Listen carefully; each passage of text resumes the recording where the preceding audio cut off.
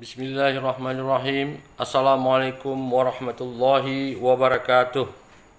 Saya Dr. Nurus Azmi, MAP, Sekretaris Daerah Kabupaten Aceh Singkil, mengucapkan selamat atas pelantikan Dewan Pimpinan Wilayah atau DPD DPW Persatuan Jurnalis Indonesia Demokrasi Nusantara atau PJID Nusantara Provinsi Aceh, beserta Dewan Pimpinan Daerah DPD Persatuan Jurnalis Indonesia Demokrasi Nusantara PJID Nusantara Kabupaten Kota Aceh yang akan digelar pada tanggal 21 November 2021 di Grand Hotel Renggali Takengon.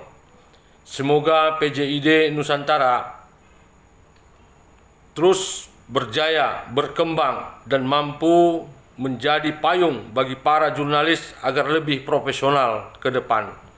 Demikian, Assalamualaikum warahmatullahi wabarakatuh.